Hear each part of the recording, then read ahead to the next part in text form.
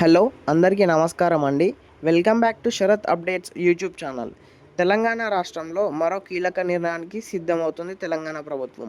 ఎన్నికల సమయంలో ఇచ్చిన హామీల అమలులో భాగంగా చేయూత పెన్షన్ల పెంపుపై కొత్త ఫార్ములాను ఆలోచిస్తుంది ప్రభుత్వం.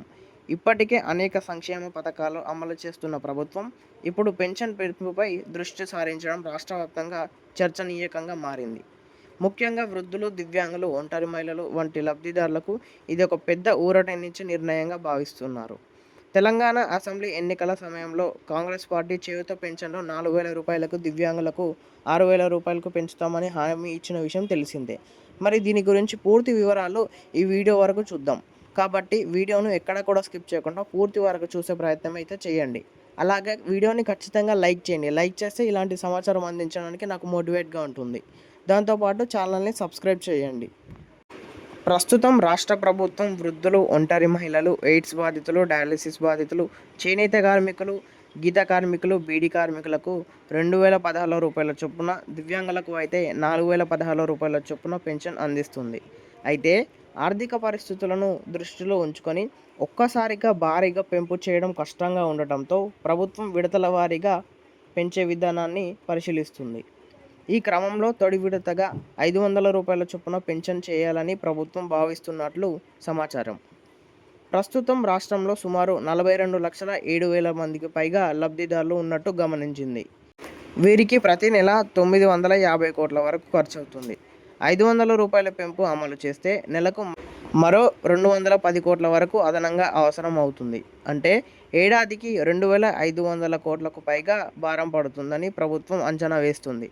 అయినప్పటికీ ఎన్నికల హామీని అమలు చేయాలనే ఉద్దేశంతో ప్రభుత్వం ముందుకు సాగుతుంది.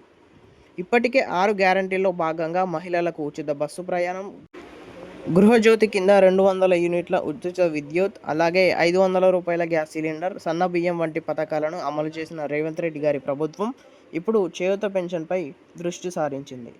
ఈ నిర్ణయంపై తుది నిర్ణయం తీసుకున్న తర్వాతే బడ్జెట్లో స్పష్టత ఇచ్చే అవకాశం ఉన్నట్టు తెలుస్తుంది. ఇక మరో ముఖ్యమైన విషయం ఏమిటంటే రేపు రాష్ట్రంలోని కొన్ని జిల్లాలలో లబ్ధిదారుల ఖాతాల్లో ప్రస్తుతం పెన్షన్ మొత్తాన్ని జమ చేస్తున్నారు. ముఖ్యంగా హైదరాబాద్, రంగారెడ్డి, మెదక్, వరంగల్, ఖమ్మం, నిజామాబాద్ జిల్లాలలో ఈ పెన్షన్ జమ ప్రక్రియ ప్రారంభం కానుంది.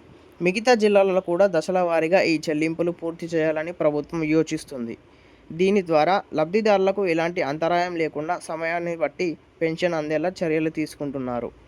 పెన్షన్ను విడతల వారీగా పెంచుతూ ఎన్నికల నాటికి 4,000 రూపాయలు, మరో 6,000 రూపాయల లక్ష్యాన్ని చేరుకోవాలన్నది ప్రభుత్వం ప్రణాళిక తెలుస్తుంది. ఈ విధానం ప్రకారం ఒకవైపు లబ్ధిదారులకు న్యాయం చేరడంతో అలాగే మరోవైపు ప్రభుత్వంపై ఆర్థిక భారం తగ్గించే ప్రయత్నం జరుగుతుంది. మొత్తానికి తెలంగాణ రాష్ట్ర ప్రభుత్వం తీసుకుంటున్న ఈ నిర్ణయం లక్షలాది మంది పేద, బలహీన వర్గాలకు ప్రజలకు పెద్ద ఊరటనిచ్చే అవకాశంగా నిలుస్తుంది. బడ్జెట్లో స్పష్టత వచ్చిన తర్వాత ఈ పెంపు అమలుకు మార్గం సుగమం కానుంది. రాబోయే రోజుల్లో ఈ పథకం అమలు ఎలా ఉండబోతుందో అన్న దానిపై రాష్ట్రంలో ప్రజలకు ఆసక్తి నెలకొంది. ఇవి ఈరోజు యొక్క తెలంగాణ లేటెస్ట్ పెన్షన్ అప్డేట్స్. వీడియోలో కొంచెమైనా సమాచారం తెలుసుకున్నట్టు అనిపిస్తే లైక్ చేయండి. అలాగే ఛానల్ని సబ్స్క్రైబ్ చేయండి.